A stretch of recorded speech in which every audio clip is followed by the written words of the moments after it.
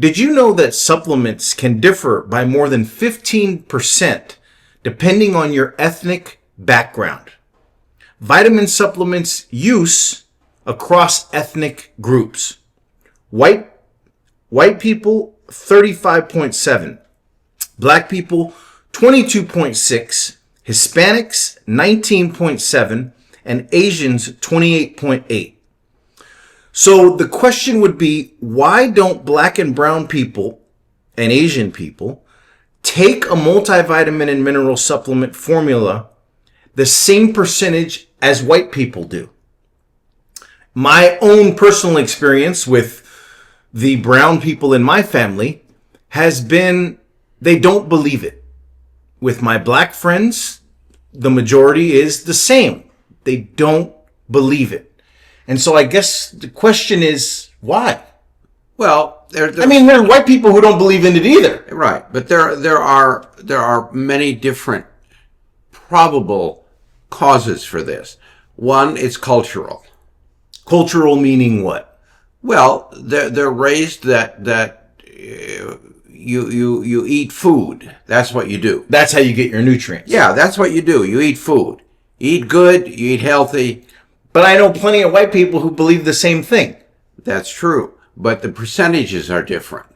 There's also an education thing. A targeted education. Yes.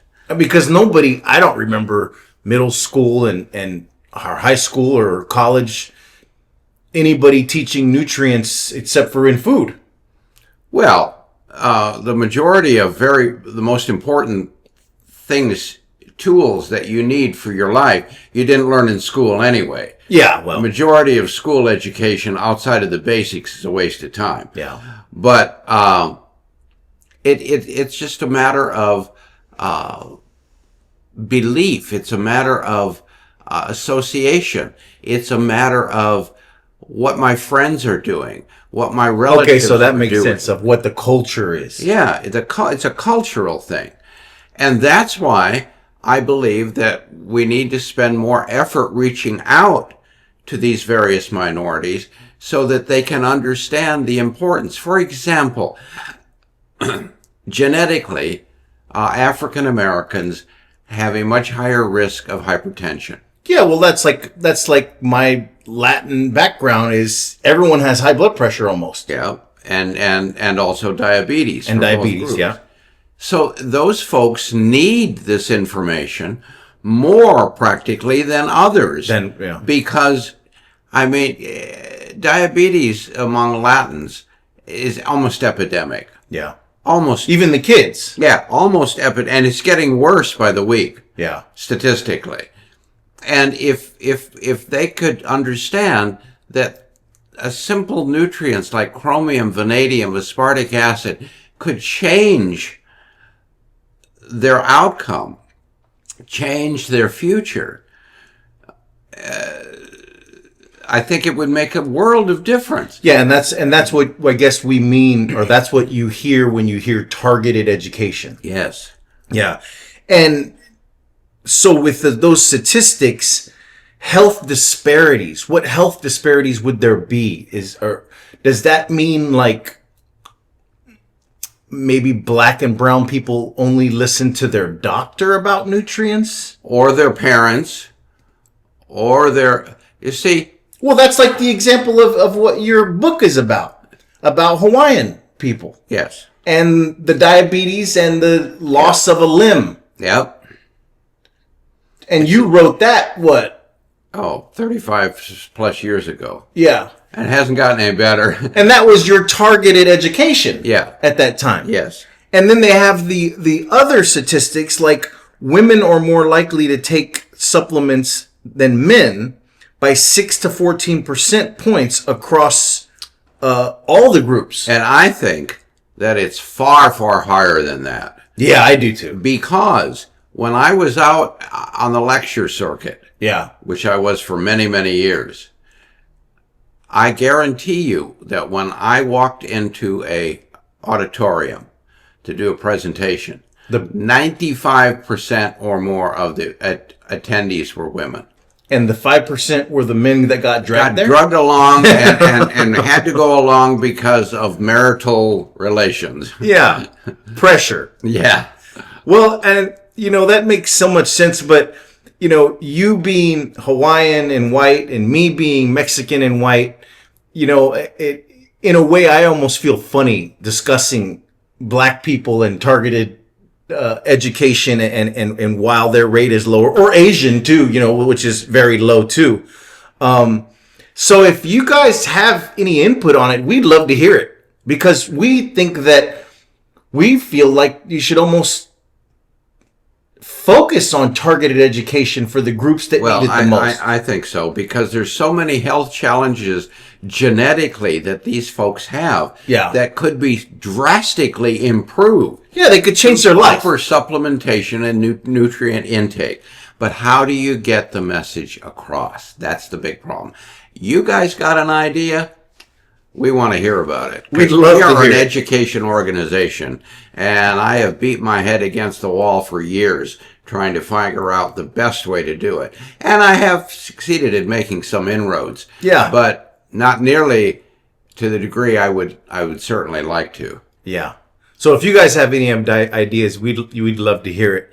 And starting with our third video on the Quack Attack series, I saw this article, and then you saw this article 40 years later, proven Quack Attack, a perfect example of the Quack Attack. You were saying 40 years ago about how eggs don't affect cholesterol, and how cholesterol in eggs does not raise cholesterol levels, it actually lowers it. You bet. And there's some chemical reasons for that, which I'll go into in a second. But one of the things that I have been verbally and in writing crucified for the last 40 years has been my stand on cholesterol. Cholesterol is not your enemy. Cholesterol does not cause heart disease. Cholesterol is vital to your health and well-being. Low cholesterol levels are far more dangerous to your health than high levels of cholesterol. And eggs, the most perfect food for humans, do not raise cholesterol levels significantly. Well, 40 years later, boy, I'm glad I'm still around to hear about this. Just last month in July, the American Journal of Clinical Nutrition published an article where they were able to establish that eating 2 eggs a day, 2 eggs a day, that's 14 eggs a week, actually not only did not raise cholesterol, it lowered LDL cholesterol. Well, I could never do that. I don't love eggs that much. Yeah. Well, you can fry them, you can boil them, you can... Yeah, I still don't think I could eat 14. But not only that, but this article goes on to say, and it's like I wrote it. In fact, I've written it in several books and written it in several articles. It says most of your blood cholesterol does not come from your diet. Duh. Yeah. 43 years I've been saying that. Yeah. And I have been fought and argued and persecuted. It says the cholesterol is made by your liver. Yeah. How many thousands of times have I said that elevated cholesterol is a liver problem? It is not a diet problem. It is not what you eat. It's a detoxing, and it is caused by a congested liver that cannot regulate lipid production. And now, finally, boy, you got to be ancient to get vindicated in this world. Finally, they're actually saying exactly what I wrote in my book in the early 2000s. Yeah. Almost word for word. So I guess it pays off to hold out. The article does go on to say, and I want to touch on this briefly. Okay. It goes on to say that they believe that saturated fats are the problem in the diet. That's animal products, animal fats, primarily. Yeah. And they're the ones they now believe cause elevated cholesterol. They're still wrong. It'll probably take 20 more years for them to figure that out, and I know I won't be here for that one. But what they don't understand is, first of all, simple logic. Human beings have been consuming animal fats almost exclusively for thousands of years, not hundreds, thousands of years. They clubbed some poor thing over the head, cooked him, and they ate animal fat. Yeah. It gave them energy. It gave them strength. And those people didn't worry about elevated cholesterol. Yeah.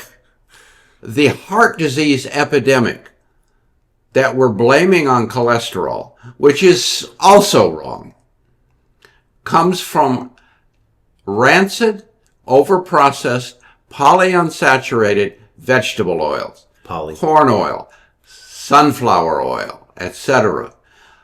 The epidemic of heart disease began about 1910, 1920, really blossomed into a full-fledged epidemic in about the 1950s. Well, guess what, friends? That's when the food industry started manufacturing vegetable oils by the billions of gallons and forced them down our throat by scaring all of us into the fact that animal fats cause heart disease. Yeah, and all the truth has come out about that. Gary Brecka brought all that out. And finally, yes. Talked about all that. And so they're still wrong. At least they got the cholesterol part right. Well, there you go. So I guess we can't complain, can we? No. And here's the beginning of the way we were going to start the quack attack was that, can you believe still to this day, there are people that believe that when you consume alcohol, it turns into sugar in the body. Basically, you're reversing a science fact in your mind, thinking that when it's like taking science and like throwing it out the window and saying, well, this is what happens. It's ridiculous. Yeah. I mean, of course, if it's a mix or something. A first-year college student in chemistry would know better. Well, yeah. And yet, I have heard this hundreds of times. Yeah.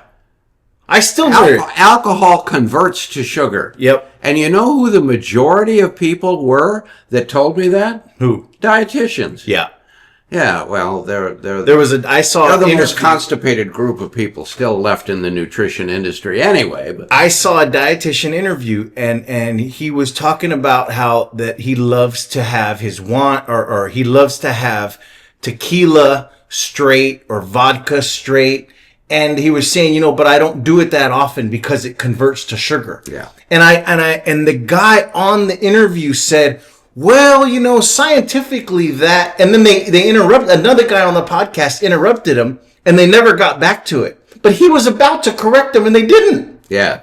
So it just shows that maybe he was just trying to let sleeping dogs lie or something, Yeah, well, I don't know. It's just easier to brush things under a carpet than it is to deal with them. Well, but I'm telling you, alcohol does not convert to sugar. Alcohol does not contain carbohydrates. Yeah. Therefore, it cannot convert to sugar. Alcohol is the end process. It's the end product of sugar breakdown. It is not the beginning. Correct, yeah. So when you make alcohol, I don't care whether it's gin or vodka or rum or wine or beer, the process is called fermentation. Yep. You put a yeast together with sugar, it ferments. Moonshine. Bubbles form, and the end result is booze. Yeah. You can't go back the other way. You can't take alcohol and put yeast in it and make sugar out of it. You got to grow the sugar in the field. Yeah. So imagine in A1C news, this woman had type 2 diabetes for many years and was following the conventional method and management that she saw very little results in. After much research and consulting with nutritionists, she decided to start taking a blood sugar support formula along with following a natural approach. And in 3 months, her A1C already dropped 1.5 points, and she intends to follow this direction moving forward. So what was the real cause of it? Well, undoubtedly, type 2 diabetes is driven by 3 things. Genetics. Yeah, it's a big one. If it is huge. If type 2 diabetes runs in your family, you better pay close attention because it's out to get you. We know that it is highly hereditary. Number 2, diet. The standard American diet, with its refined and ultra-refined foods, which are almost exclusively carbohydrate in content, have contributed to the genetic predisposition. 3, lack of proper nutrients. Yeah. The foods in our kitchen cabinets and refrigerators are so devoid of nutrients that we can't get enough nutrients to balance our own body chemistry. Yeah. And in the case of someone who's predestined or predetermined genetically for type 2 diabetes, it's a kiss of death because they're not getting enough chromium, vanadium, they're not getting enough B complex to utilize carbohydrates in the first place, and the list goes on and on. And this is another example where this lady had been going to her doctor, and her doctor had been giving her things like metformin, which is usually the first one they give, and then moved on to more insidious medications. And then, of course, if she hadn't done anything about it, eventually she may have been put on insulin by injection, and that would have really been terrible because that's the quickest way to kill a diabetic. Well, and Jason Fung talks about that. Yeah, for sure. Yeah. And she luckily found a holistic health practitioner who decided that he was going to rebalance her body chemistry and provide her with the nutrients that she needed and provided her with the dietary advice that she needed. And so this is yet another example where alternative thinking outside of conventional medication and conventional thinking has helped somebody. And that's what we call another quack attack. Okay, and then another great example is in osteoporosis news. This woman had osteoporosis and she had been taking the standard meds for it. It wasn't producing the results she was looking for. She was considered moderate to high risk for fractures. She decided to talk about this with her fitness advisor, and they discussed replacing key minerals such as calcium together with micro and major trace minerals necessary for calcium transport. And after 2 years of following this program together with resistance exercise, which is very important, you got to move and you need exercise, she not only has stopped the bone loss, but she regained significant bone density in the process to the point where she no longer is considered for high risk of fractures. So if that's not the quack attack perfect example, I don't know what is. That's it. It's looking at the cause rather than the effect. If you go to most doctors and you say, I take a calcium supplement, or should I take a calcium supplement for my bone health? Most of the time they'll say, well, yeah, but it really doesn't work that well. Well, the reason why they say that is because nobody's bothered to educate them. If you take a calcium magnesium supplement, it's likely not going to work that well because your body can't absorb it, especially if you're over 50 years of age. Because of the pH problem. Because of the pH problem. Calcium absorbs in an acid. And most people don't have enough acid to digest a hamburger, let alone absorb calcium. And so when this is going on, calcium by itself will not likely increase bone density. But if you address the pH of the calcium and you pre-acidify the calcium with things like citric acid, malic acid, amino acids, then all of a sudden the body can utilize that calcium. When you provide trace minerals along with it. Zinc, manganese, copper, strontium. Those are little wheels on a wagon that carry the calcium ions back to the bone and actually can increase bone density. We have been involved in several clinical studies over the years where we have taken the right form of calcium with concomitant trace minerals and other nutrients, and we have not only stopped bone loss in postmenopausal women, we've actually increased it by 2 to 4% over 2 years. That's what you call a quack attack right That's there. another quack attack, folks.